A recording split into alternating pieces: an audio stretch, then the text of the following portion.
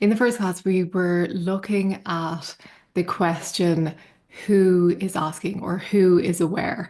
And we felt into that. And what you notice is that when you begin to ask that question, who is afraid? Who is thinking these thoughts? Who is feeling these feelings? When you look for the separate person, it's very hard to find anything that's separate. There's nothing there. It's emptiness. And when we really look closely, we discover that there isn't a separate entity who is afraid or worried or sad. And there's just the experience of thoughts and emotions and sensations. And that reveals that we don't have to identify as the one who is suffering. We're the one who is aware of the thoughts, the emotions, the sensations, and we know that these come and go, but what we are, our true nature remains throughout. So before thoughts, before emotions, before sensations, you know that you are, you know that you exist. And this is without question. And you exist not as a separate self, but as one without a second, as all pervading, ever present oneness. And this oneness isn't a state that you have to achieve.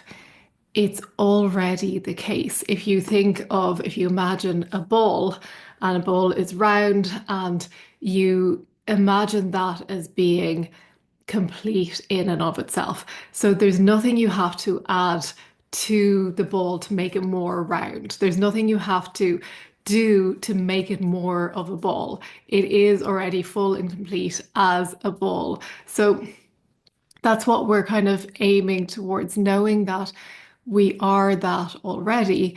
So it's just that recognition, really, that we're trying to remember that we are that. So if there is no separate self, if there is no individual person, then what does that mean for fear or control or desire? So, this is a really interesting way to look at it because when you think about it, if there isn't a separate self or an individual person, then there is no one to do the fearing or to be afraid. There is no one to desire something. Now, it's not to say that there won't be actions taken or there won't be things achieved. That'll all still continue on. Um, but there just isn't that separate entity. There isn't that egoic identification that needs to constantly have things and do things and achieve things. There's just beingness, presence, awareness. And when I say it's not just because that's the wholeness, the completeness of you, of who you are. So I think the mirror metaphor is a great way to look at impersonal awareness. So when you think about a mirror, it reflects everything that passes in front of it. So it reflects phases, people, objects, light, darkness. It reflects the emotions if somebody's happy or laughing. It reflects everything. But the mirror itself is unaffected by what it reflects. So it doesn't cling to any of the images, it doesn't resist them, it doesn't judge them, it just reflects effortlessly.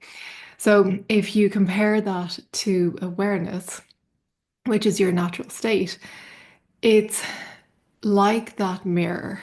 It's aware of everything, but it's not attached to them. It doesn't resist anything. It doesn't judge anything. It just is aware effortlessly.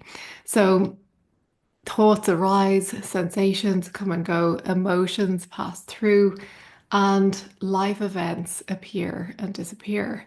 But that which is aware of all of these, that which is constant and which notices them, it remains unchanged, untouched, neutral all the time, no matter what is going on, no matter what comes into its awareness, the same as the mirror, no matter what is in front of the mirror is unchanged, it's untouched. So the mirror reflects everything, but nothing sticks.